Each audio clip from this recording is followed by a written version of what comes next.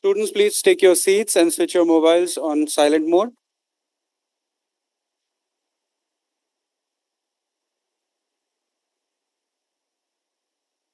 You're still talking on phone, my dear?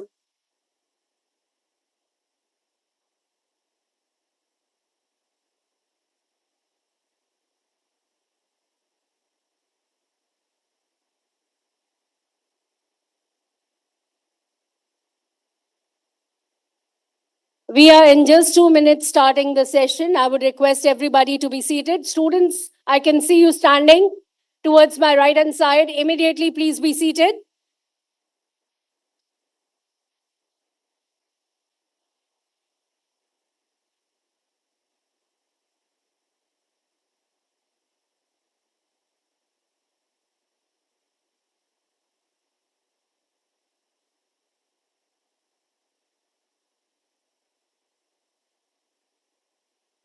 Welcome to the second day of the INBUSH Era World Summit.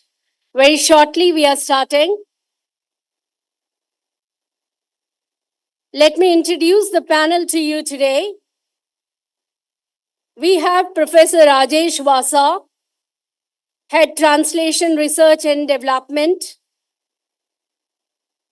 We will be joined by Dr. Anil Asthana, Healthcare Specialist from Australia, Professor Con Mozakis, Co-Director. Very good morning, ladies and gentlemen. Give a big round of applause for the second day of the INBUSH Era World Summit. It's a great honor, and I would request all the dignitaries who have joined us online to please come on the cameras. Thank you, everyone. It's a great honor, and keep applauding for Professor Rajesh Vasa, Head Translational Research and Development, Head in R&D, and ICTA Software Innovation Lab Australia. We are proud by the presence of Dr. Anil Asthana, Head Care Specialist Australia. We welcome his wife, who has joined us with the lovely kids here, Mrs. Priyanka Asthana. We are proud by the presence of Professor Con Mozakis, Co-Director, Deakin University Applied Artificial Intelligence Institute. We are immense presence by the presence of Dr. Neeru Sharma, School of Business, Western Sydney University, Australia. We are immense proud by the presence of Mr. Sudhir Pai, Executive Vice President and Chief Technology and Innovation Officer, Cape Gemini, Australia. We are immense proud by the presence of Mr. John Allops, author, co-founder, Large Language Law, ex-founder, Web Directions. We are immensely present by cybersecurity and AI advisor. So keep applauding for Mr. Stephen Monlack, consultant in Australia, India business and blogger at India. This is immensely a great day of the second day of INBUSH Era World Summit. Good morning, distinguished guests, esteemed speakers, industry leaders, global academicians, researchers, and all our brilliant attendees joining us from across the world. Welcome to the second day of 25th International Business Horizon INBUSH World Summit 2025. It is an absolute honor to stand before this remarkable gathering where knowledge, vision, and innovation come together to shape the future. Today, we embark on an intellectual voyage through our theme, Navigating the Journey of 6 Eyes, Inspiration, Ideas, Innovation, Implementation, Improvement, and Impact for creating world-class global organization. The 6 pillars are the driving force behind every transformative change in business, education, and society. And this morning, we focus on the topic of immense global significance, the Oceania-India Higher Education Partnership for Resilient Future. Education is the backbone of economic and sustainable innovation.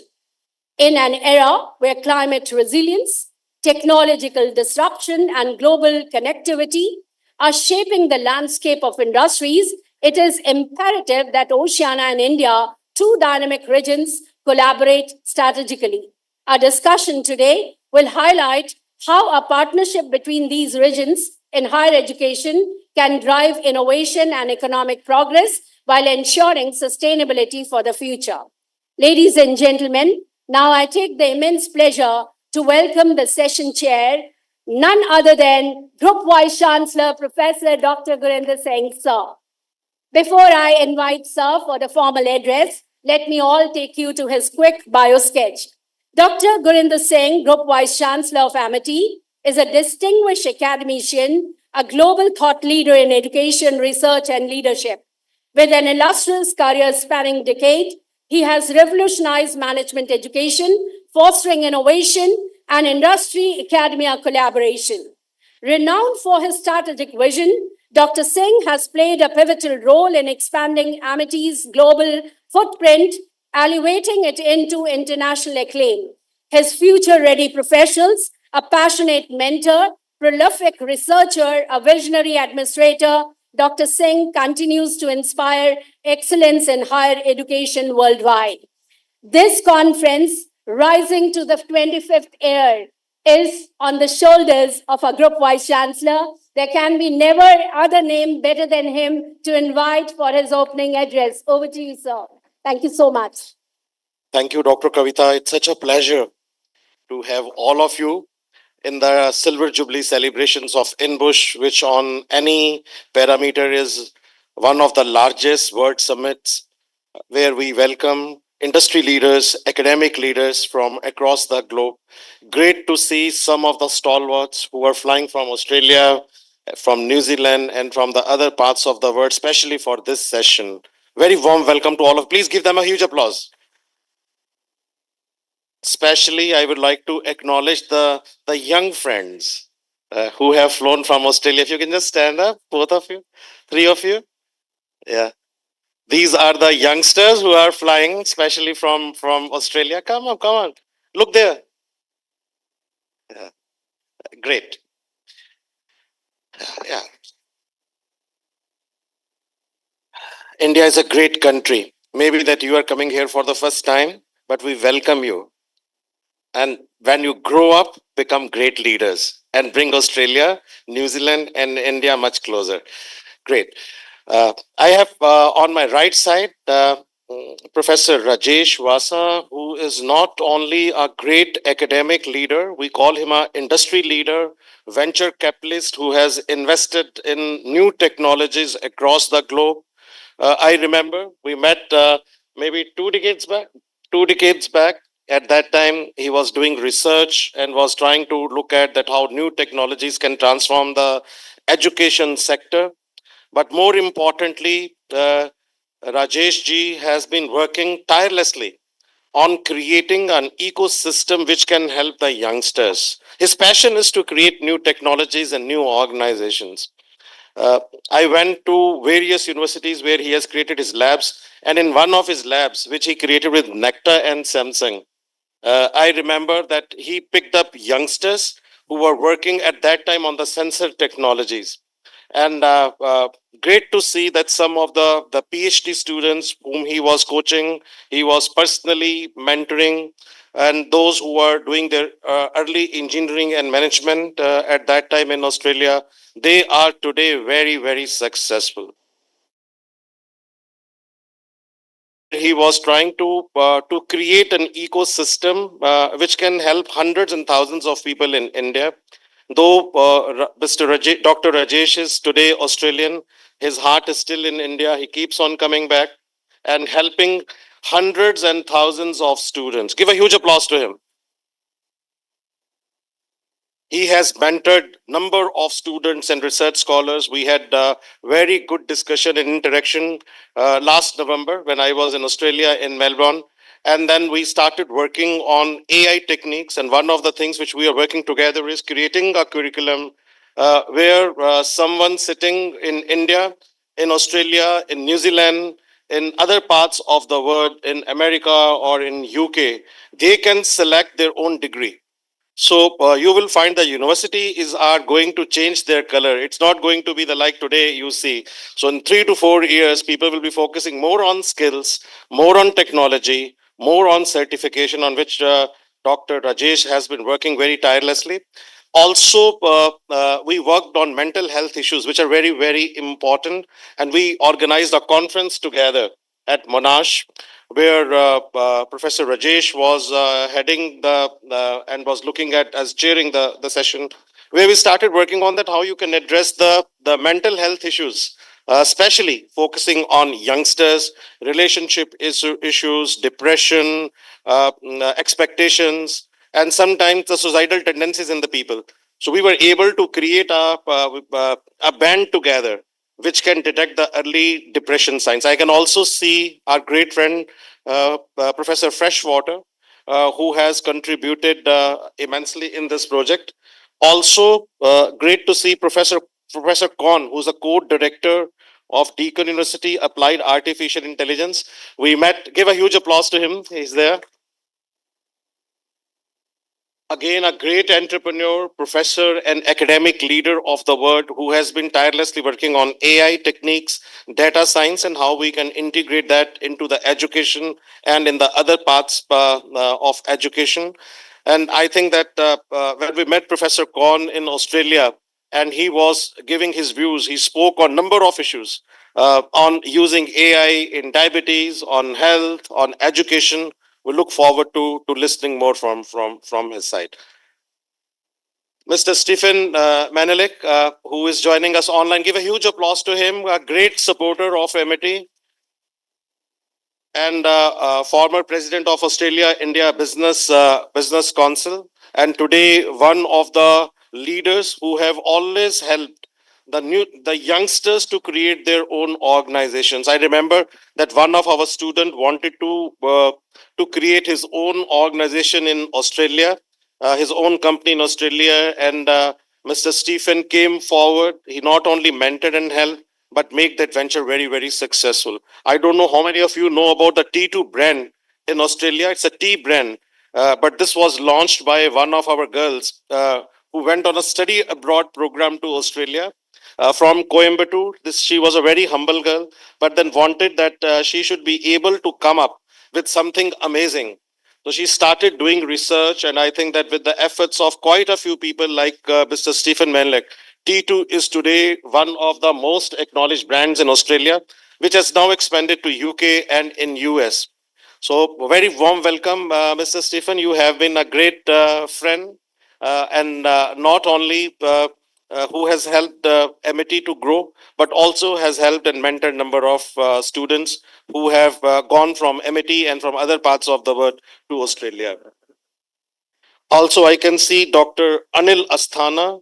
I am meeting him for the first time, but his work speaks much more about it. He's a great healthcare specialist in Australia. I interacted with him since morning, and I could understand that how he is using technology. So he was talking about the role of AI in diabetes, and maybe that we can explore that how we can do weight control, which is must for the people like me and for many others. But I think that that is one area on which we would like to understand that how we can do the things together. But in Australia and in the session which happened yesterday, we are also trying to use AI in the mental health. Uh, you can see that when you enter into the portals of MIT, in there is an exhibition where we are using paintings, artists, technology, and then also how we can use the technology to reduce the stress amongst the students. So one of the techniques which I think that three of us we discussed when we were in Australia, that how you can reduce the stress level amongst the youngsters with the help of technology.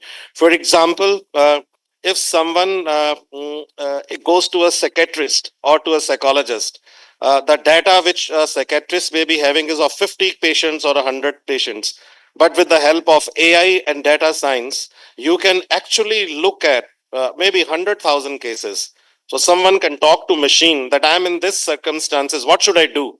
So it's basically predictive analysis that you can find out that what is going to happen after a month or after 2 months or after 3 months if you are in that state. So maybe the technology is going to give you answer that you immediately need to go out of your home. Technology can tell you that maybe that you need to work on bringing down the societal tendencies. So I think that these are some very important points on which we will be doing deliberations. But great to see Dr. Anil Asthana. Please give a huge applause to him. Also, Dr. Neeru Sharma from the School of Business, who is from Western Sydney University. Very warm welcome to you. Mr. Sudhir Pai, who is the Executive Vice President, Chief Technology Innovation Officer of Capgemini Australia, who has joined us online. I know that he has been mentoring and has been shaping the career of hundreds and thousands of students. Mr. John, who is the author and co-founder of Large Language ex-founder of Web Directions, and Dr. Ibrahim, who is the Chief Cybersecurity and on behalf of MIT University. Our founder, Dr. Chauhan, is a great advocate of bringing Australia and India together. And I think that it is very important for us that we should be able to take people together. I have been reminded that Professor Freshwater, who is the Vice Chancellor of University of Auckland, has also joined us. And we will start with her virtual address, and then we'll hand over this to the session chair, Professor Rajesh. Give a huge applause to him.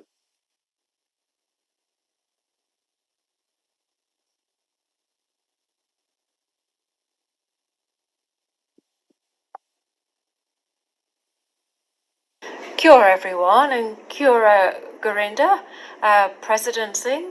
It's good to see you all, and let me just say what an absolute pleasure it is to be part of this 25th edition of INBUSH Era. This is a platform that's consistently brought together global thought leaders to drive meaningful discussions.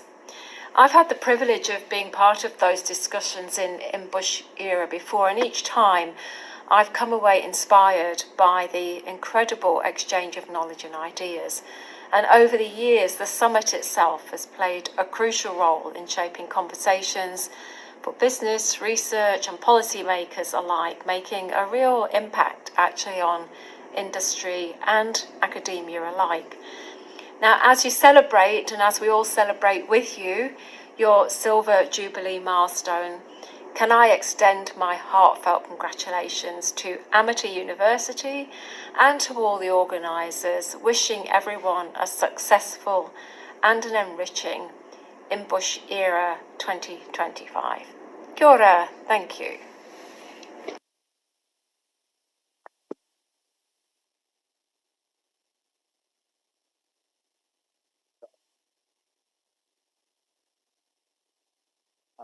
Thank you for the chance again. So my name is Professor Rajesh Vasa, and it's been, we just flew in last night along with Dr. Anil Asthana here, and it's been a great privilege to be in person, to be invited here. I actually want to also acknowledge all the panelists that have come online, especially Professor Kon Mozakis. This is a university environment. So I was in a university environment as a student a number of years ago. And Kon was the person who mentored me first. So he's still there. He's my boss now. So I'm not saying it because I have to be nice. I genuinely mean it. So he picked me up and he drove me 300, he'll correct me in a minute if I get this wrong. So I have to be careful. About 350 kilometers for my first interview in Australia for a job interview. And then he drove me back.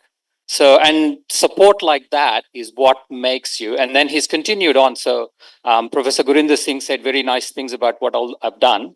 And Professor Kon Mozakis was the one behind the scenes making the environment in which I could do some of those things. So, you need great mentors, great leaders. And we're lucky to be able to have someone like him. I also want to mention briefly about Sudhir Pai, who's the global CTO for finance sector in Capgemini. I've known him for a number of years, so he has a unique perspective, and it is not easy to be in corporate, especially in technology. And he's been in technology all his life, so and it is a very, very, very challenging field, and diverse field, changes a lot. So you have to be able to guide all these people. And he's based in Melbourne, looking after a lot of things. And he's done probably a lot of projects where Australia and India have come together. So we'll have a few questions about that. John is also online. John is someone who's quiet behind the scenes. So he organizes some of the largest conferences in Australia around technology and innovation. And he probably knows most of the top innovators out of Australia that I know in Australia. So he's of all the people I know, he's probably the one that is most connected to just about everyone in tech, especially. And he's a long-term techo like me, so we have conversations all about technology. But amazing person. I don't know if Amani is online, but if she is a top cybersecurity expert. And I can't see her, but hopefully she is. I am online, Raj. Thank you, Amani. Amani is joining us from Dubai, so it is a pleasure to have you here, Amani. And it'd be great. I mean, and I've also known her for a number of years, and amazing person, a great technologist, very good understanding of cybersecurity. And cybersecurity, the big issue is people, not just technology. And she also has an enormous amount of experience in the Oceania area. So, and those are the people I do know. So, and the others are also absolutely stellar people. And I have met, I think, Stephen also in Australia briefly. So I'll before I go into the panel, what I'll do is I'll go through a couple of slides. These are setup slides, as we call that in the game.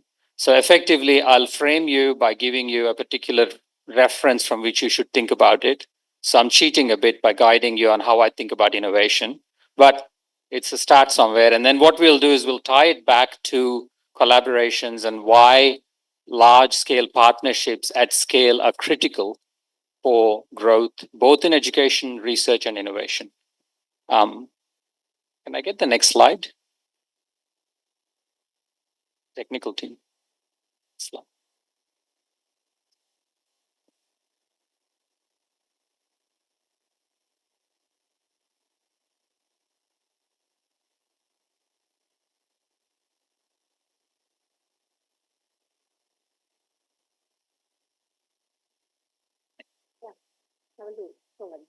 Next slide. Next. Thank you. So I hope you can all see that particular slide. It's a gigantic slide, so I'm sure you can see it. So this particular thing is talking about the various dimensions of innovation, at least. So, and I'll use this as a framework for actually asking the panel questions. And once you've had this slide, I'll bring you my definition of innovation. So here it's set up in such a way that if you talk about some dimensions being a very vague term intentionally, about the parameters that we have to have about innovation. So if you look at it from a very high level, there are two big areas, right? One is what we would call the humanistic end of it, and the other one which we would call the mechanistic end of it. So mechanism, mechanics, machines, we tend to associate with efficiency. And humans, we tend to associate with creativity, resources, having resources, using resources, and knowledge. So we can broadly call it prosperity. So humans tend to want to do at the bottom end of those two, so creativity and prosperity end of it, whereas the top end is the mechanistic side of things, which is where efficiency and repetitive, reusable work comes in. So, and I see a lot of students here, and there'll be many more online. So I'll ask you the most leading question possible. If I said, do you enjoy memorizing for exams? Be honest.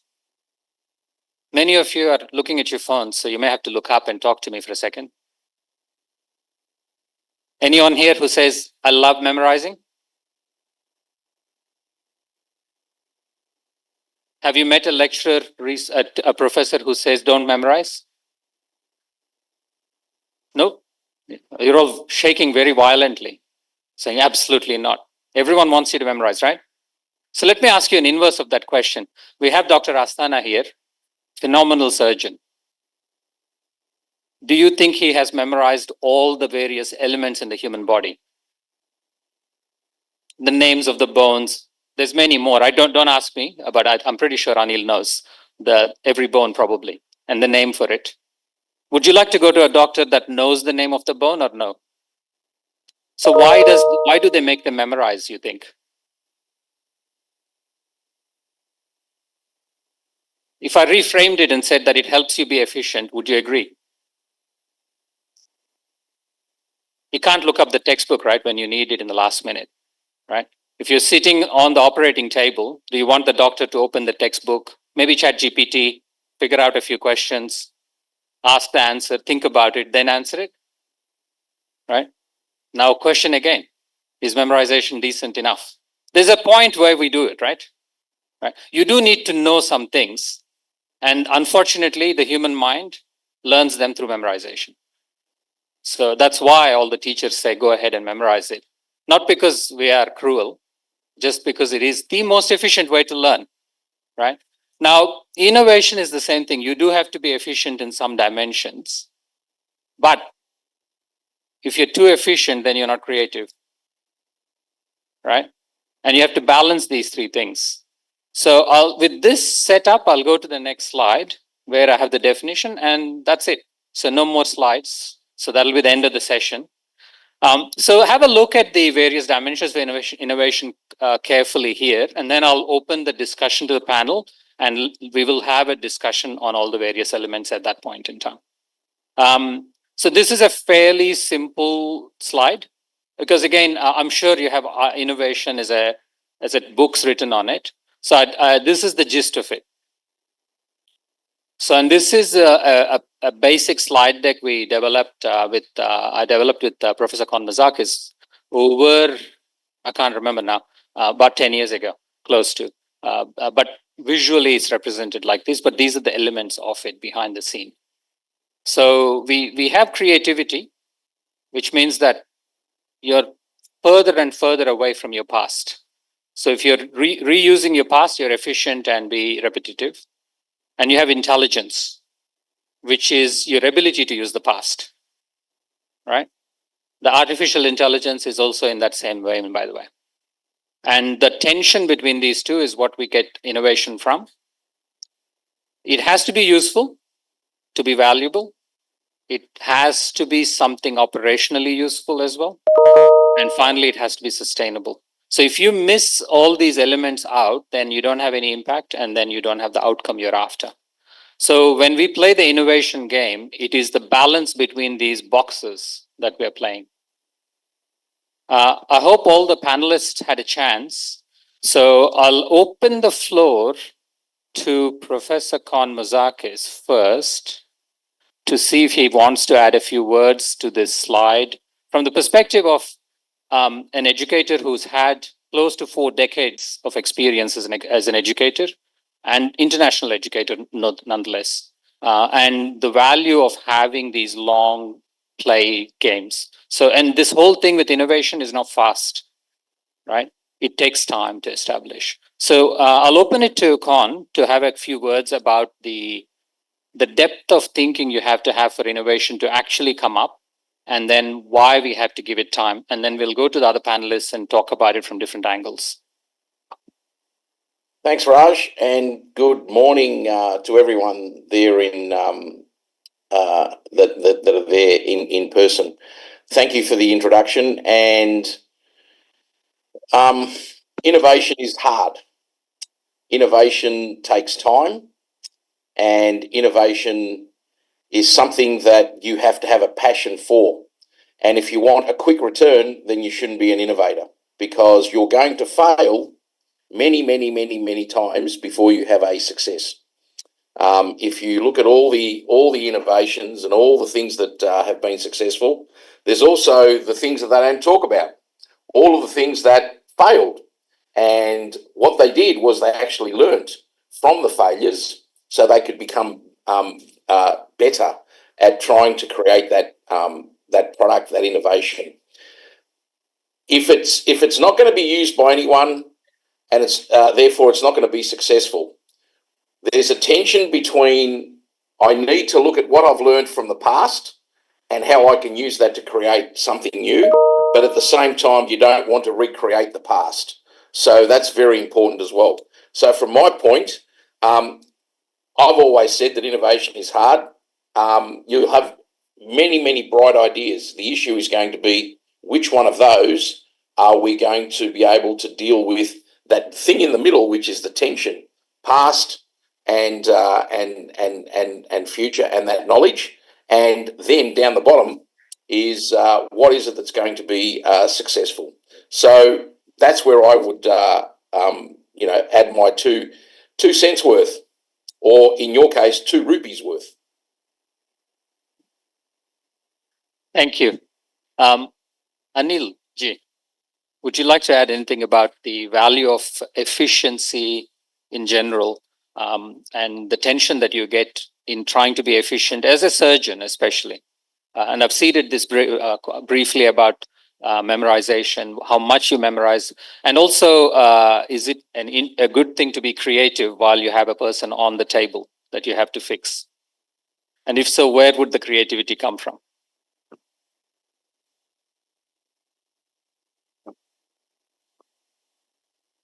Good morning, everyone. Firstly, thank you, Professor Gurinderji and Professor Rajeshji, for the invitation. So, Rajesh, a very loaded question. If you want to look at efficiency, don't come to the healthcare sector. It's probably the whole opposite of what an efficient system should look like and what it is. Coming down to a clinical scenario, imagine someone is vomiting blood, liters and liters. Their blood pressure dropping into the boots. It's a time-dependent procedure that you need to do in the operating theatre. Now, you would think and you would hope that everything is set up where at the click of a button, the staff are called in immediately. The equipment is up and running. You do what you have to do as a surgical proceduralist, and the patient does well. Let's just take that scenario. Efficiency. A lot of machinery efficiency is expected in that situation. On the ground, there are hurdles, as with everywhere, number one. But the biggest area of lack of efficiency is when it comes to humans. And this is why the discussion of technology and AI is so crucial in the healthcare sector. As a specialist, I deal a lot with GI medicine. We know there's an intricate connection between your mind and your gut. Gurinderji mentioned about mental health, and there have been technological platforms used for addressing that mental component of gut health, and the data is overwhelming from an academic perspective that has given far better outcomes compared to someone coming to the consultation room. That doesn't mean it's going to replace it. But I'll go into this in more detail later in the panel discussion. But from Rajesh's question, as medicine at the beginning is a science, as you practice it more and more, it becomes more of an art. So we are all trained to memorize, we are all trained to be efficient so that basic competency is reached. We cannot replace that competency part. But then as the experience comes in, that is where the creativity creeps in, and you amalgamate the two. And I'll expand on it later, Raj, a bit more. Thank you. I'll flip to an online panelist now, someone all the way in Dubai. And Amani takes it from a cybersecurity angle. And again, there's a very diverse panel. Each will have a different opinion on it, I hope. With a perspective on how she would see it from a cybersecurity angle, which is a very, very big area. And it is also one of the most stressful jobs, is how do you balance this game of efficiency, creativity, and impact? Over to you, Amani. Thank you, Raj, and apologies if I don't have my camera on. I've got some of internet connections difficulty, and thank you for the invitation here. So in my field in cybersecurity, this is a really big question, and as you said, it's quite challenging. If I speak about it from an innovation perspective, the field is moving really fast. Every single day, definitely, we see new technology, new algorithms, new ways of how we can manage the threat landscape. In terms of, sorry, Raj, what was your second question? The second part of your question? I'm sorry, it's too early for me here. It's okay. It's okay. Thank you again for joining this early. No, it's the balance between how to balance between this creativity and efficiency in order to get the innovation going, especially in cybersecurity, because things go wrong, people get stressed, and it's a huge social technical angle. So maybe you can talk about it from that angle. It's not just a pure technology problem, because you're the one who told me that every cybersecurity problem is a human problem to start with. It is a human problem, it's a technology problem, and it's a business problem. And when we talk about efficiency here, it's, to be honest, it's a bit challenging because we need all the data. We look for the unknown all the time, everywhere. We have, as cybersecurity specialists, we look at millions, trillions of data rows and logs and files every single minute in order to find something uncommon or unusual to identify or detect the threat before it happens or before a data breach happens. So from my perspective and dealing with clients, I've been dealing with clients in the financial sector, tier 1 bank organization. Efficiency, cost savings, it's a bit of a challenge when it comes to cyber because we need to store all the data. We don't know what to leave and what to keep. We need to keep the data for a long time because cyber attacks could happen over a large period of time. Believe me, it could happen over 3-4 years because the whole intention of cyber, of hackers, is to remain hidden. So doing this, especially with the advancements we have nowadays in cybersecurity, this could take years and years.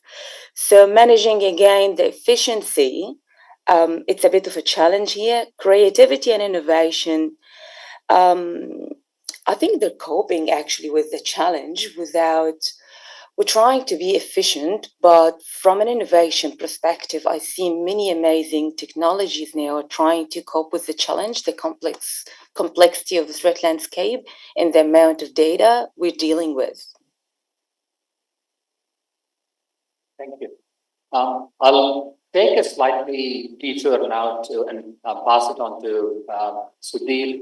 Sudhir can give a perspective in terms of the global aspect of it and talk to how this tensions play out when you have Australia-India collaboration or US-India collaboration. So global collaborations also have to balance these things in a socio-technical environment, and the challenge as a leader, because you have people at every level as a leader that you have to deal with, people that just started in your organization and people that have had 30 plus years experience. And the opinions are going to be vastly different because their experiences and histories are different.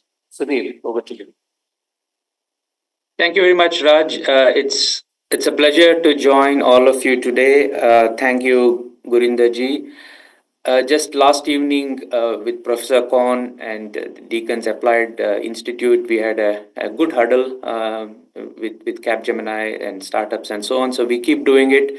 It's the innovation that drives us and the passion. So I would like to, as part of my job, I get a reasonably good understanding to meet clients all over the world. So and as per your question, I'll try to double click some of them in the context of the framework. So first interesting thing I'd like to share is about the tension and the framework that you showed.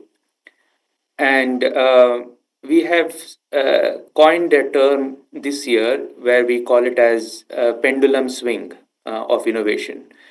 So what it means is innovation cannot be just one-sided. So every innovation, every idea has both sides of the equation, right? So, for example, you talk about AI and innovation around AI, but you also have to look at safety.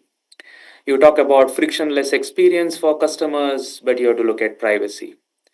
You invest too much on technology and chips and fabrication, you have to look at sustainability.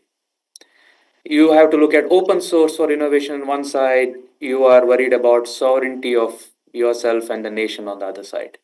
So everything is trying to be a swing, and that's why we correlate innovation as not just one side of the equation, it's both sides of the equation. And to be honest, there is no balance, there is no right balance, there is no equilibrium. You have to keep swinging once the energy is released because the speed in which the innovation is happening is unbelievable. So every week there is a new model. Between the four big technology companies, there's a close to 1,200 services gets released every year. There is a fight, as you have seen. Grok 3 came up 2 weeks back. There is DeepSeek. Now Grok is saying, I'm beating everybody else. So there is a fight, and there's a cutthroat fight from speed, from cost, performance, scale, and so on. So it's a very interesting space to be in right now. Now, when it comes to our clients and the industry and the global perspective, one new dimension, Raj, I wanted to add, it is, I call it as nationalist dimension. Okay, so what's happening is innovation also come into play on where you are innovating, right? So if you predominantly look at US, China, Europe, and APAC, so have different angles that are being targeted. So US, we call it as short chain innovation these days. That means between research and publishing a research paper to publishing a deployment of a model or a language model, that time is shortened dramatically, right? If you look at Europe, and last week what happened with Europe AI Summit and India joined hands is going in the direction of open sourcing everything. There's no concept of proprietary. Let's look at open source innovation. If you look at APAC, we are mostly looking for applying innovation as opposed to innovating. All the nice things that are out there, I just assemble and I make best use of it, going back to your triangle of productivity, efficiency, and so on.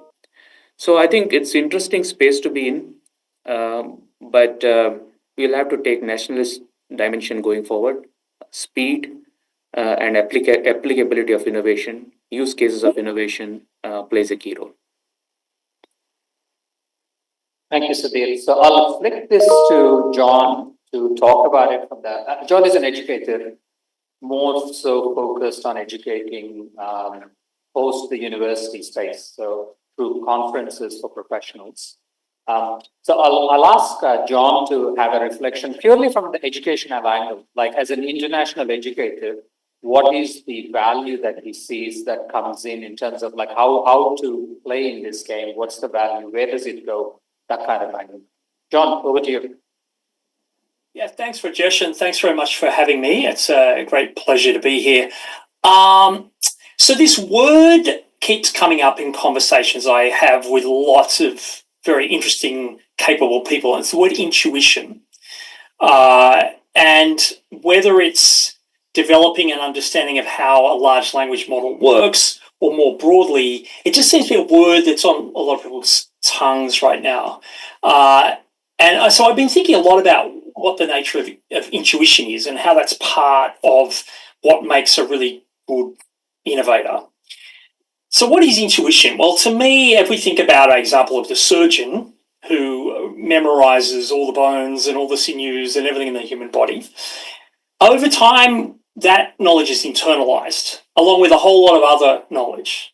And the experience of being on an operating table or being operating on a patient. And over time, experts in a field, and it could be surgery, it could be in other areas, kind of develop this kind of vast network of information and experience. And the intuition is about making connections, perhaps not obvious connections. And that, to me, where I see a lot of novelty and innovation comes from, is people who have developed this capability over very long periods of time, and that gets back to your point that Con made and you made in your opening, Rajesh, that innovation is something that happens over a long period of time. And I think this is why.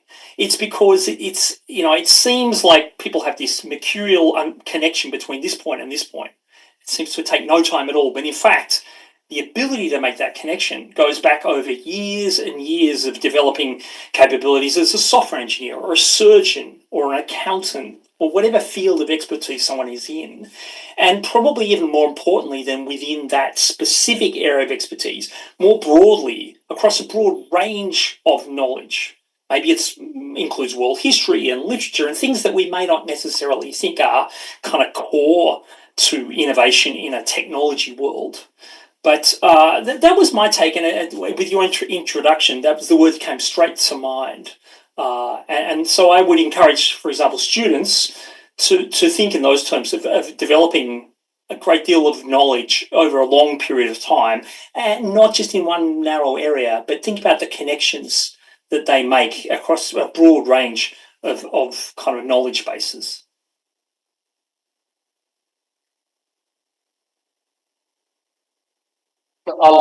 Thank you, John. I'll pass this on to Dr. Sharma, who is in Sydney as well, to connect all the discussions we've had so far into the nature of education and the value of having things like multidisciplinary or multi-degree or dual degree transnational education from that angle.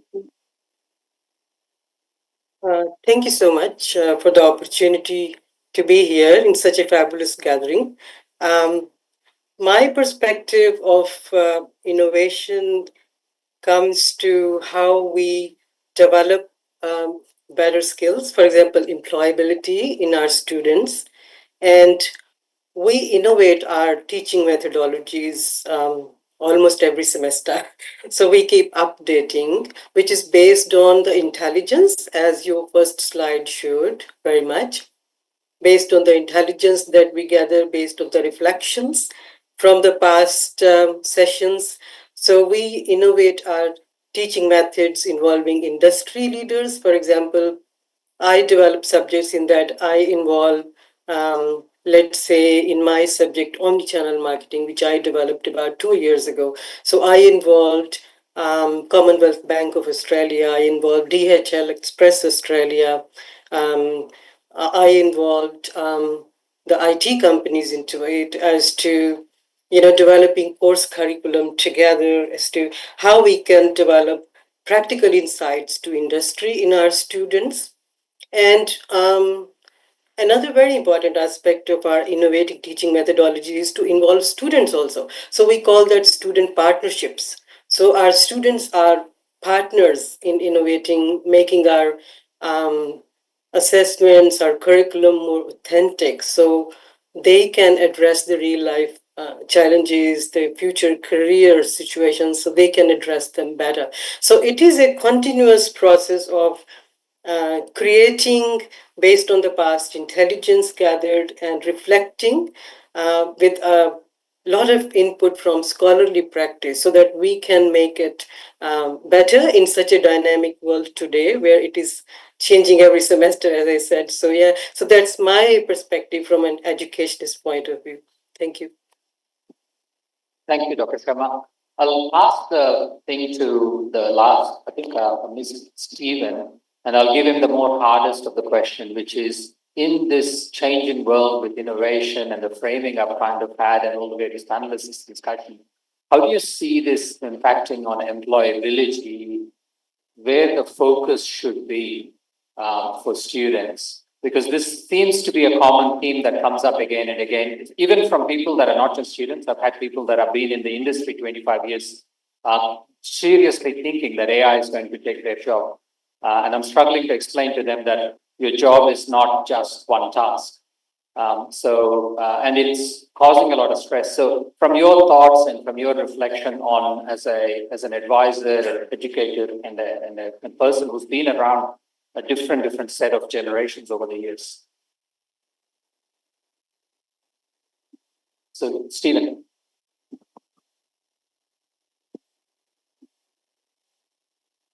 Okay, I'm sorry. Thank you so much. It's always good to be speaking to a group under the Amity umbrella. I really feel as if I'm part of the Amity family. And, you know, when I think of Professor Dr. Gurinder Singh, I think of two characteristics, and these are so important, I think, in this whole discussion as well, because he embraces two wonderful characteristics: optimism, which is so important, and energy. And the good thing about both of those is they're quite infectious. So an individual can have a huge effect simply by having those two qualities as they go forward. I think from a business perspective, you know, innovation comes down to who's going to pay for it and where's the funding coming from. Are we innovating through a startup? Are we innovating in a large structure? What are we doing? And this is something I've discussed over many, many years with really someone who I think is almost the father of innovation from an Indian perspective, Dr. Mishalkar. And what a wonderful contribution he made. And our discussions have always been in the past about the importance of being able to explain with absolute clarity what problem worth solving are we solving. If we can't answer that question within 10 or 15 words, my experience is most of the people who are investors will have lost interest by the end of your statement. It seems to be like an industry that has a short attention span. If you can go to that industry and say, here's a problem worth solving and we have worked out how to solve it, you have got their attention. So I think when we talk about creativity, efficiency, innovation, I think we need to keep an eye on the other side, which is what is this doing for people? How is this making things better? What problem worth solving are we solving? And from a student point of view, my experience of students in the private universities in India is that many of them are innovating while they're at university. Many of them have already created one or two startups while they're at university. This is quite extraordinary and it's encouraged. It's wonderful. I think that's exciting because that's saying to young people, you can learn and participate at the same time. You can drive innovation and learn about innovation at the same time.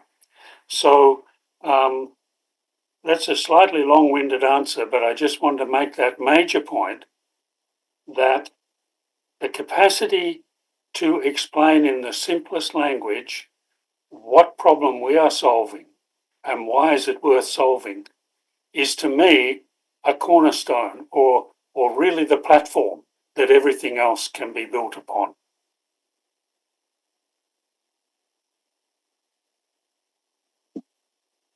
Thank you for that.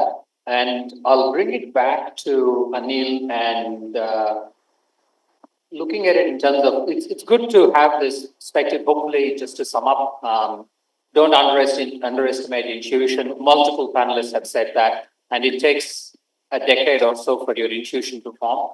Just keep doing what you're doing and just trust nature to automatically make the connections for you. It takes a while, so these things don't happen quickly. So be patient with it. Be clear about the problem that you're actually solving. And if the problem is not short, 10 words long, you're probably not going to be able to solve it. And even if it's a short problem, doesn't mean the answers fully formed will happen in the minutes. It might take years to see something to come into fruition. Very, very few startups, by the way, survive 7 years globally. I think it's less than 4 or 5%. The vast majority give up So don't give up. If you have a good problem, just keep at it for a while. I want to bring this to a more systems perspective towards the close of it, which is the value of having consortiums, of the right kind of people, the enthusiastic, optimistic kind. And Stephen's right, Dr. Gurinder Singh and Professor Gurinder Singh is an absolute optimist by heart and high energy person. So people like to be around him because he's happy most of the time. I've never seen him unhappy, so he's always happy, smiling, and passionate about the work he's doing. So it's really fun to actually see him here. And so the value of consortiums, ecosystems, Dr. Anil Astana, over to you. Thank you, Rajesh. Firstly, I'd like to acknowledge some of the points which I think are essential made by John and Stephen. The first one of intuition, John, as you mentioned. I can bring that from my own experience. That's what I meant, medicine becoming an art from a science, not in the strictest sense, but that's where the intuition part comes in. And Stephen, cut to the chase, where's the funding coming from? I think in our industry, that's always the bottom line question. The other point I'd like to make is the word value. See, I have a lot of people coming presenting, we've made this product, we've done this technology, we've got this startup. But from a clinician's perspective, both from a patient and a systems, I'm thinking, but I'm not going to use this. You've put so much effort in. Have you done your due diligence before you set out on that path? And I think that's really important. Don't spend time and resources unless you've done your really sound, robust due diligence, number one. And number two, don't fix a problem for the sake of it being a problem. It should be a problem worth fixing. And the value is not what you perceive it to be. It's for the end user. In my industry, being the patient, as well as the stakeholders in the system, doctors and regulators. Coming to Rajesh, your question about consortiums and ecosystems, I think from a healthcare perspective, we need to start moving towards more creating ecosystems. This room and the distinguished panel, to me, this is the best consortium that you'll get. You've got researchers, you've got educators, financiers, subject experts, and most importantly, all of you. The energy that you've got, the fire that you've got, most of the panelists won't have. Yes, we've got experience, but the fire that you have, I think, cherish it and connect to everyone on this panel and beyond. So in a more systematic answer, I think an ecosystem consisting of these threads, the finance or funding side, the education, the research, and the users. Sometimes that aspect is forgotten. There should be consortiums consisting of all of these. And not just that, but connecting it to the local government. So, for example, in India, you've got an incredible digital infrastructure.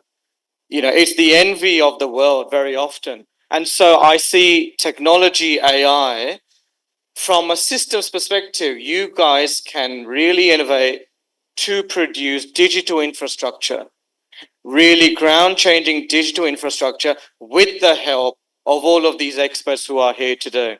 So I think to summarize from my perspective, don't just look at a problem and solve it, understand its value, do due diligence before you set out on your path. And I think now we need to take a more larger bird's eye perspective of creating ecosystems rather than an incredible product. When you're in the ecosystem, the product will come, the idea will come because you are connected to all of these individuals. So Raj, I hope that explains. Thank you. That's fine. We haven't asked Professor Gurinder Singh any questions. So I have to give it to him briefly to reflect on all the various things that we've all said. So he also can add some points. Absolutely. Thank you, Professor Raj. I think it's really a privilege to listen to everyone and then relate it with the questions which we have. As Professor Raj knows that before we started up INBUSH, we circulated a questionnaire to our all students and faculty from all 13 universities, 16 campuses abroad, and then classified number of questions which are in front of me, and along with the statistics where they are interested. The question ranges from the student's perspective to the faculty perspective. I will be focusing on which are on employability, which are on dual degrees, which are validity of campuses in India, and also that if they want to go to Australia or to New Zealand and to that part of the world, what are the opportunities which are existing in those countries? So first of all, I think that one of the things I would like to focus and would like to ask a good friend of ours, Mr. Stephen Malik, who has been mentoring a lot of students, is that what you feel. There are a number of Australian universities which are coming now to India. For example, we saw one university coming in Gift City, but opening a small campus and offering very few courses. Then the other Australian university, again negotiating with government, trying to create a campus in India, but then a very big campus. They are still negotiating that where they should open up. Now, the students in India, they want to ask you that what value the Australian degree is going to offer to the Indian students, and how Australian companies will value if they do the Australian programs. For example, when students they go to Australia and do a full program in any of the good university there, then average salary, if you look at the student, is somewhere about 60 to 70,000 Australian dollars. But if a student is doing, let's say, a part of the program in India and then the part of the program in Australia, or do a full program in Australia, how you foresee that Australian companies will look at it, and how easy or difficult it is going to be for the students to go abroad and take an internet exposure. Since you have been dealing with it, I will pass this to you. I think those are great questions. And what I'm hearing from business is that students who have international exposure are very attractive as an employability person. In other words, if during their university time they have travelled around the world, seen other cultures, learn about cultures, perhaps spend time there, that's one thing, that's great. Secondly, if they've done part of their degree in Australia, part of their degree in India, this is a powerful statement to an employer. And I think that's what you wanted me to comment on. I think employers are looking for new hires who have the propensity and capacity to work across cultures, across borders, because that's the future for most of us, isn't it? And, you know, if you don't have some of those fundamental characteristics, like optimism, like adaptability, like flexibility, you won't be very attractive to an employer. And I think some of those experiences, like sometime learning in one country, sometime learning in the other, are what really makes a student stand out. I think this can be fantastic. And I do know that, so I'm speaking at the moment from a business perspective and from what I know about employability. The great thing, you know, is capacity to work in teams is so important. So employers, once they start to look at a prospect, are not spending so much time looking at, I shouldn't say this, but they're not spending so much time looking at the actual detail of the marks and the subjects.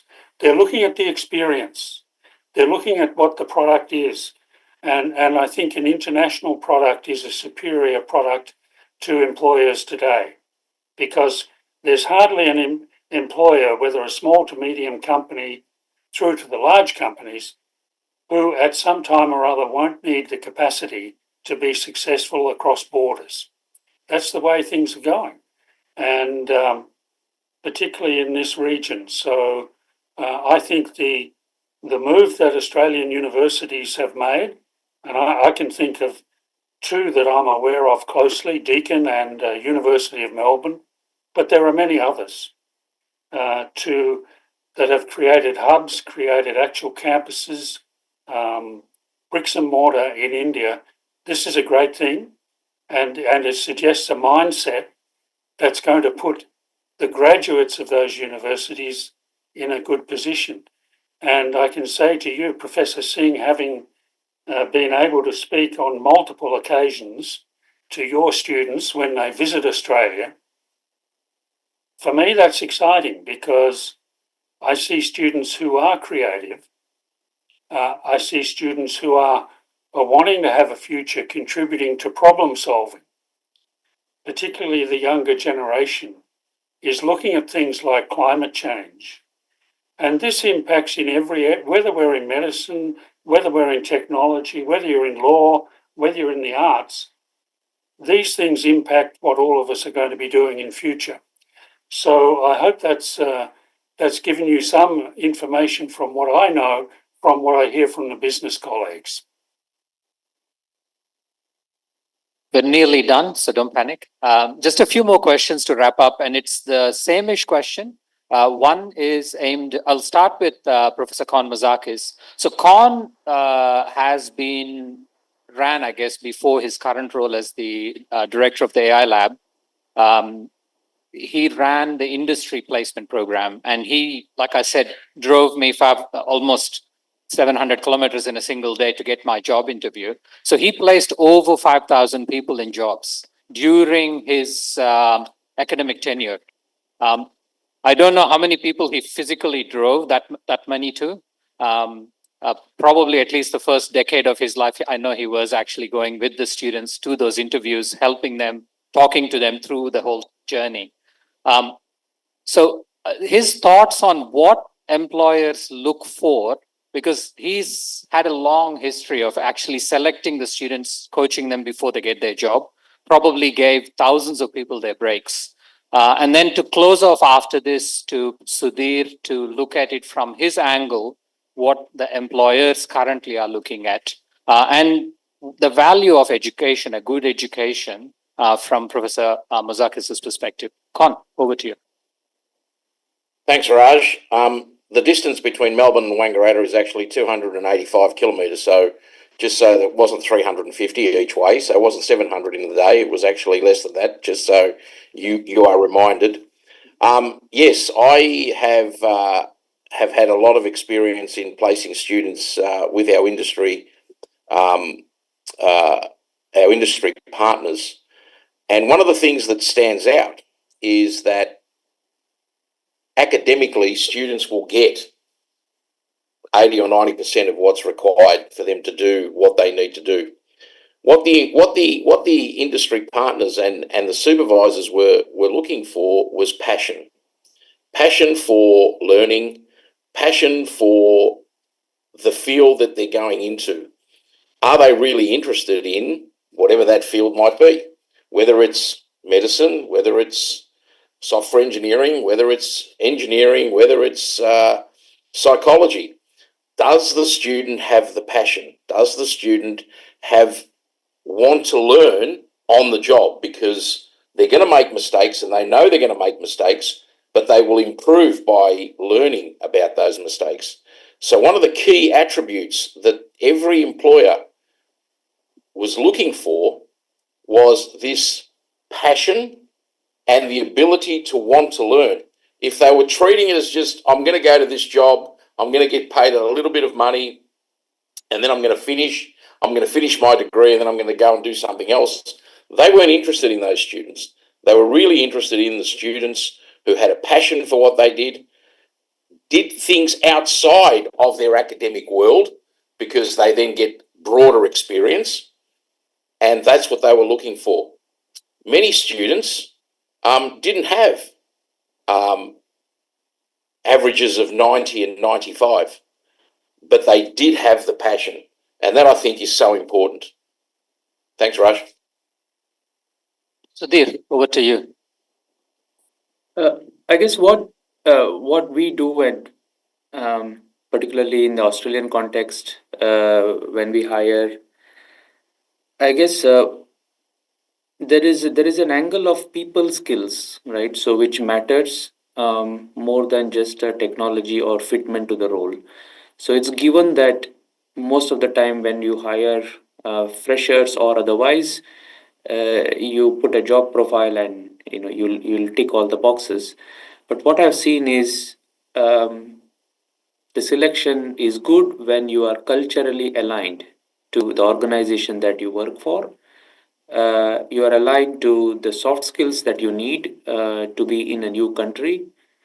And also, I would say that storytelling, this is something which we are doing across all, not just the entry level, even for the leadership level, right? How can you articulate, how can you explain complex subjects, complex matters, complex projects in a very crisp and nice way, right? So that skill is to me essential to attract and to position yourself in the market and to get the best out of it. So you might have a lot of good skills, content, technology background, but if you are not able to articulate the benefit, the project, the outcome at the right level with the right people, it becomes very, very harder. I think that's where the gap is today, and I believe that will help more and more talent acquisition and from university directly to employments.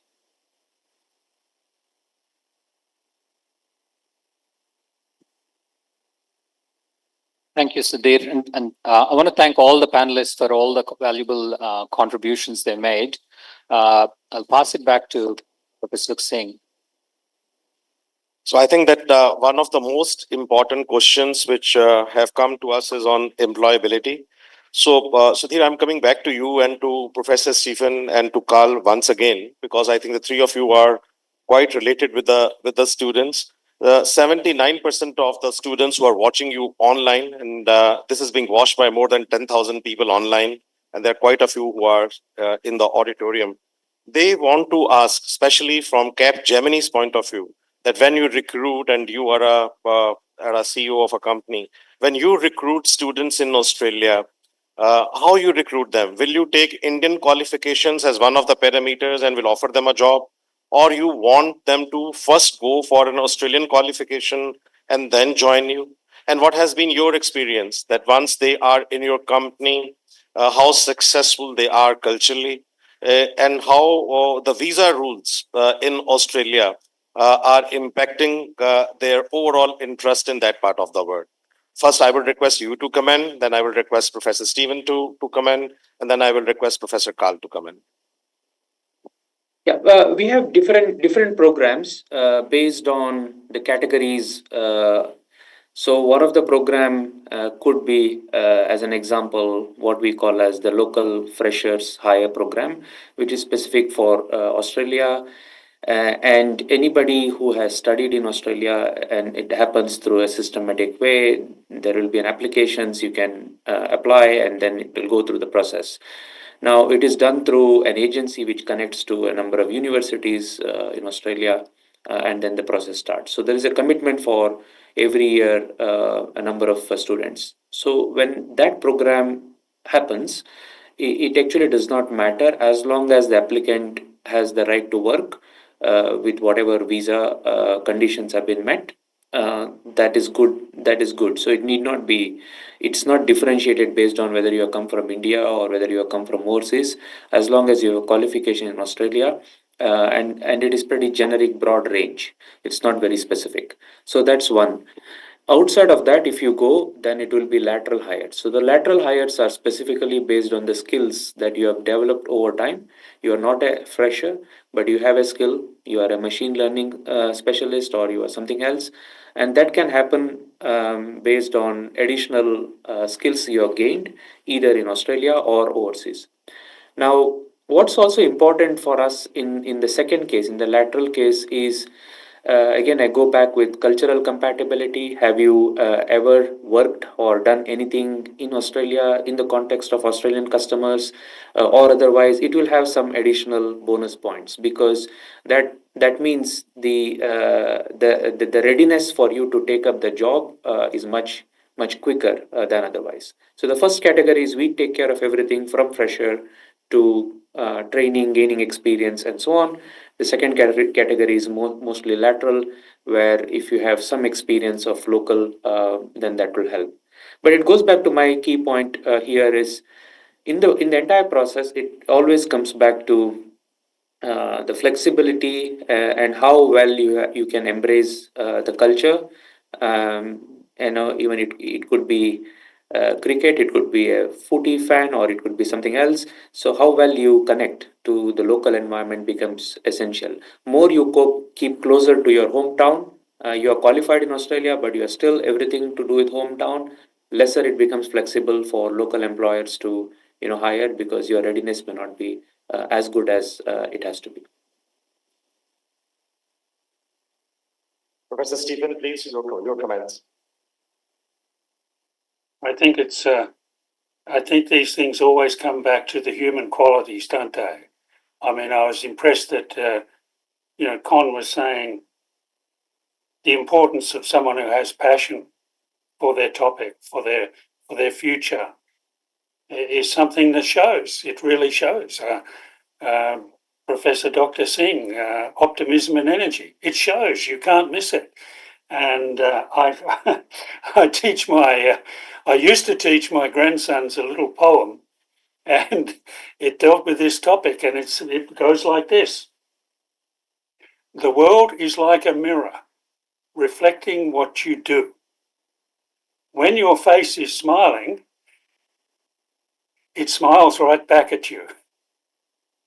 Isn't this what the simplicity of human beings comes down to? We all fundamentally want to be happy.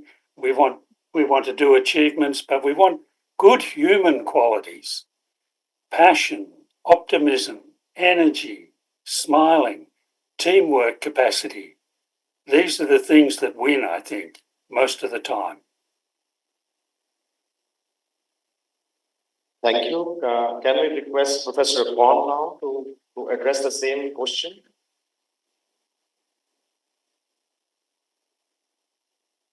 I think that from my experience, the most fundamental thing that students need to understand is that they need to be very, very good communicators. They need to engage. They need to work in teams. They need not to be just individuals, but they need to have a holistic view that other people will help them doing other things with them. So we talked yesterday with Sadia about a collective of group of experts that individually we're all very good, but collectively we're going to make a big difference. And that is the most important thing. And from a student perspective, students need to articulate. Students need to be able to communicate. Students need to be able to impress. And that is only done through communication. That is speech. As I said, their academic qualifications, their academic prowess will be seen on their transcripts. What's not seen on their transcripts is how they communicate. And that's why they have interviews. That's why Raj went 285 kilometres to Wangaratta, because they wanted to interview him. Simple. And that's why I got the job, because they saw the passion. They saw that he was passionate about what he wanted to do. And in fact, the work that he did in 1995 was the precursor to what we have today in ChatGPT. Simple. But that's because he worked 12 hours a day to do it as well. There's the passion. Thank you. Absolutely. And this was Professor Kwan, who has mentored more than 5,000 people, especially students who have very successfully launched their ventures And thank you, Mr. Sudhir, and also Professor Stephen, for giving your inputs. But I'll give you a small story. And my very good friend Raj was reminding that you can share it.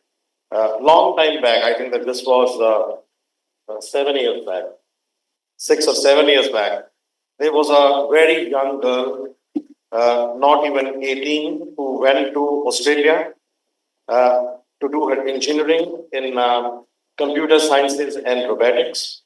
And she was studying at that time at Australian National University, and he couldn't actually relate with the culture. He always wanted to be at States, but somehow landed in Australia. And then she started working on a project of Nectar Labs and Samsung's, which was being mentored by both of them, and started working on technology, which was on healthcare. And at such a young age, you are not very sure that what you are doing. But years later, I was told that the technology went to Vedanta and to All India Institute of Medical Sciences. And not only that, that inspired her.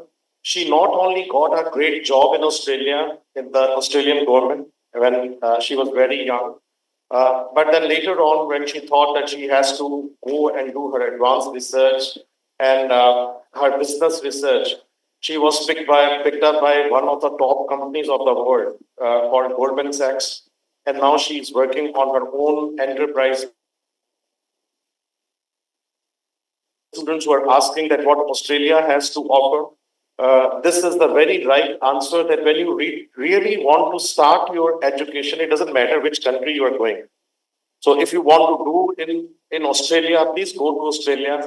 And our experience has been that hundreds of students go on a study abroad program, even for a short duration program. When you go and you meet people like those who are in the panel, they will be able to guide you. Even 10 minutes of theirs mentoring, they can change their life. And I personally know that it has really changed, because the mentors, like all of them, especially these two, they really changed the views of a young girl, because she was thinking that she has to go somewhere else. But then when she started working practically on the projects, creating software, sitting in the lab for long hours, and then looking at what she can do. And then later on, at a young age, while studying, working for the government of Australia, then later on, gaining some experience. I think that is what the word is all about. So all students, hundreds of questions which are on employability, Australia, New Zealand, and the region which we are focusing in this panel. This is a great opportunity. MIT offers study abroad program to all its students.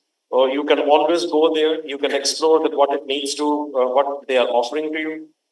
Maybe a dual degree or a degree in Australia can add into your qualification, but certifications and practical experience is very, very important for all of you. I will also request Mr. John, who is a co-founder of Large Language and has been mentoring quite a number of students and looking at this aspect, that how friendly Australian companies are and how you feel that the students, especially who are coming from India, they will be absorbed in the Australian companies if they have got a right qualification. Yes, thanks for that. So, you know, for Indian people who haven't been to Australia, one of the things that might surprise them when they arrive here is there are so many Indian people here. I think there's been Mr. John, I think that by mistake you have. Yes. Sorry, can you hear me now? Can you hear me? Hear you, but we lost your video. Oh, okay. Oh, sorry. All right. There we go. Start again. So perhaps one thing that Indian people who've not been to Australia, the first thing they would perhaps be a little surprised by when they come here is just how many Indian people are here, and that whether that's students who arrived here relatively recently, whether that's people who've come here to work, whether that's people who've been here for generations. And so, and I think also the connections, whether it's culturally through particularly cricket, is one that I connect with a lot of colleagues.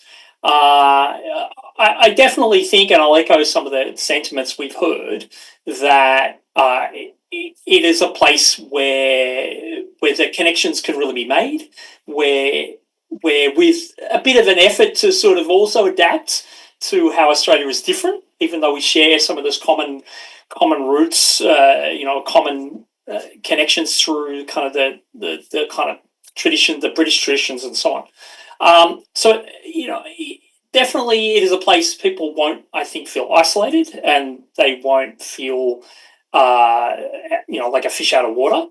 And I'd encourage, as I said, people to sort of kind of jump right in to find those points of connection. But I think people will find themselves very welcome. And whether that's coming here to study, whether that's coming here to work, you won't be the first, and you'll certainly be very welcome. Thank you for that. I'll just add a closing note to say that both me and Professor Mazakis are actively so we are looking for good people that are interested in AI to do PhDs and research projects with us. So if you have an amazing idea at a PhD level, please do reach out to me. And the organizers of this event have our details, so you can always reach through them and we'll collaborate. And we're keen to talk to you about your ideas. Thank you, everyone. I want to thank all the panel members that have joined online from across the globe. And that's mainly it for the session. I also want to thank Dr. Anil Asthana and Professor Singh, who are sitting here in India with me to facilitate all this. And thank you, Amity University, to make all this happen and bring it together. Thank you once again for all of your attention and time. Thank you. And I think in the concluding remarks, we would like to thank each one of you, especially our very good friend, Professor Rajesh, Dr. Anil Asthana, Professor Kaun. Thank you for mentoring so many students. And my personal thanks also to you for mentoring someone who was very close to my heart. And she's very successful. And from New York is passing her thanks also to you and to Professor Rajesh, Dr. Neeru, Mr. Sudhir Pai, Mr. John, Mr. Dr. Abani, and our very good friend, Mr. Stephen. I think all of you have not only given the successful mantras that how a student can create a wonderful career, but also have guided most of those who are sitting here that step by step how they can add value to their career profiles. I think the most important thing on which each one who is young at this age, from 18 to 22, where all of you are sitting, is that along with the degrees, you need to take a practical exposure. And that is what most of the panel members who are sitting here, they were advocating, going for good certifications, working in good labs, going for apprenticeships, going for good internship programs, and taking it very, very seriously can take you to the greater heights. We have seen in the past that the students who have gone on the study abroad programs or who have done their internships abroad or who have taken some good projects abroad, they have been very, very successful.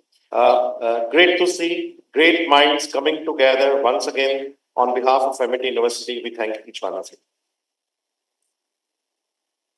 Also, on our convocation, we would like to see most of you with whom we are conferring with good awards, for which we are going to make announcements. Over to Embassy. Thank you so much. So please give a thunderbolt and a great round of applause to all the online and offline dignitaries on the dais, off the dais.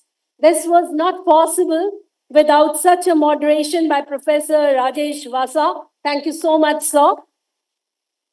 Thank you, Group Vice Chancellor, for bringing such luminaries on the dais, who has not only given an insight about the relationship, but it is a journey now. So I would like to request all the dignitaries on the dais kindly step forward for the award ceremony.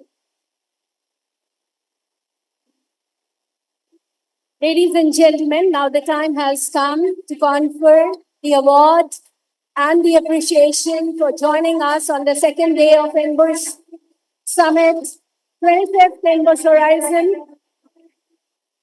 Amity is proud to confer Amity Academic Excellence Award to Dr. Neeru Sharma, School of Business, Western Sydney University, Australia.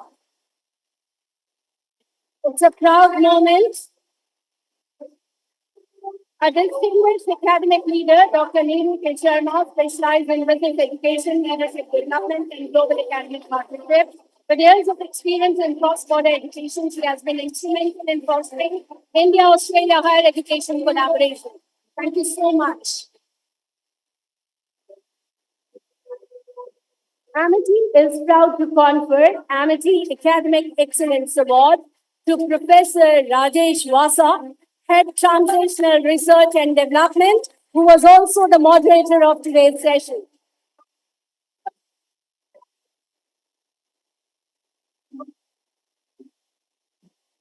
A leading researcher in AI-driven innovation, Professor Rajesh Vasa specializes in applied artificial intelligence, machine learning, and data-driven decision-making. He has played a pivotal role in Indian university initiatives and integrated AI into real-world business applications.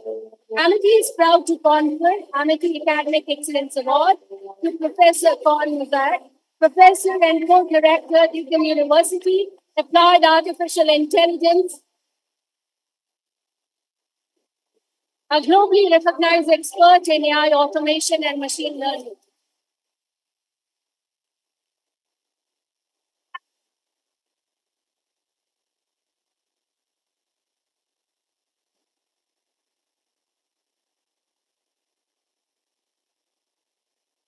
Amity is proud to confer Amity Academic Excellence Award to Dr. Anil Asthana, Healthcare Specialist, Australia. He will also be conferred honorary professorship, and it is a great moment that his wife, his better half, is also with us, Ms. Priyanka Asthana, and the lovely kids. Thank you so much. A man gets power with the better half and the kids. Such a pride. It's an immense honor to us. Forward to welcome Professor Kaun in our convocation for the awards where we will be conferring him. Thank you. Amity is proud to confer Amity Academic Excellence Award to Mr. John Alsop, author, co-founder, Large Language Law, ex-founder, Web Directions. Thank you so much, sir, for joining us live today. Your ideation has given a new milestone to this panel discussion. Thank you so much. Amity is proud to confer Amity Academic Excellence Award to Mr. Steve Flint, Nanalek, consultant in Australia, India business and blogger at India.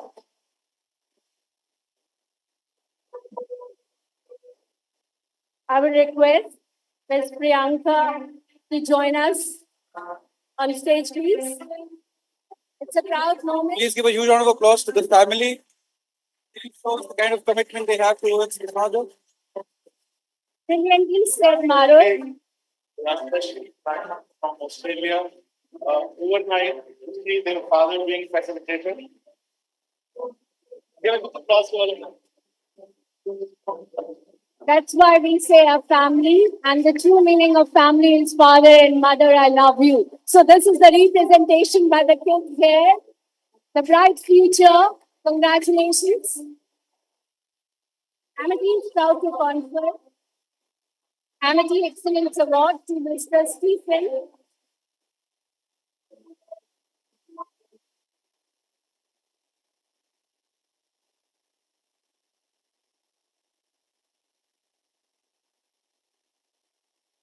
This is a token of love and appreciation.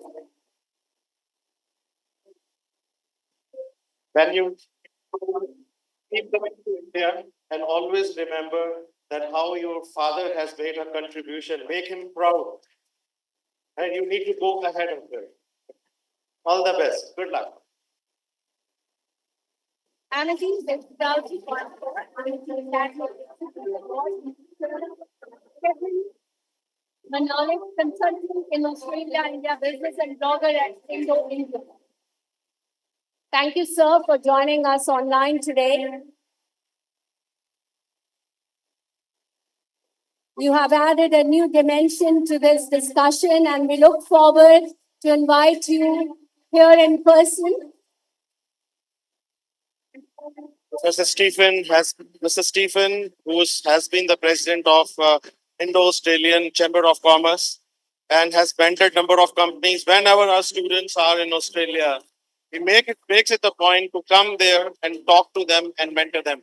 Thank you so very much. Please do come over on our convocation also. Thank you. Amity is proud to confer Amity Global Excellence Award for fostering India-Oceania relations. Amity Global Technology Leadership Award to Mr. Sudhir Pai, Executive Vice President and Chief Technology and Innovation Officer, Cape Gemini, Australia. Thank you so much, sir, for joining us and giving a new dimension of Mr. Pai, we are so proud on you, what you are doing in Australia. Our students have been working in Capgemini. Keep mentoring these students, whatever you are doing for the young generation, from the bottom of our heart. Thank you so very much. Thank you. Amity is proud to confer Amity Leadership Award to Dr. Aman Ibrahim, Chief Cybersecurity and AI Advisor. Thank you so much, ma'am, for joining and gracing this morning.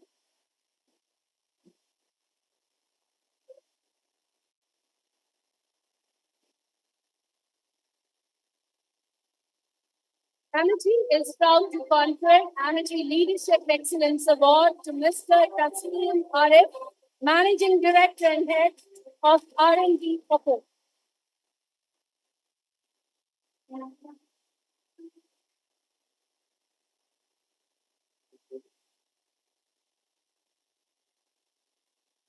Ladies and gentlemen, what an extraordinary lineup of thought leaders and experts. Today's session promises to deliver powerful insights into how Indo-Oceania collaborations in higher education can drive sustainability, innovation, technological advancement, and economic resilience. It was a powerful panel discussion, and I would like to thank our Group Vice Chancellor, Dr. Gurinder Singh, and the entire panel dignitaries for joining us on the second day of INBUSH Era World Summit 2025. Thank you, everybody. This show was impossible without the students. So a big cheer to all the students, to the faculty members, to the support staff, to the people at Green Room, the citation team, the Australian coordinators, Dr. Loveleen and Dr. Nanda. I would like to also extend my thanks to my co-MC, Mr. Marut Bisht, the entire citation team, the admin team, the support staff, all the senior faculty members. The show was impossible without you. Ladies and gentlemen, today we have all these sessions with high power energy. Soon after this, we will be rejoining back here sharp at 12:45 for a most powerful session on women.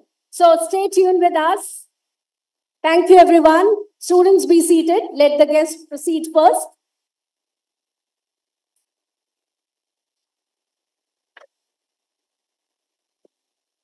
I want to thank all the panel members online. If they're still there, we're done for the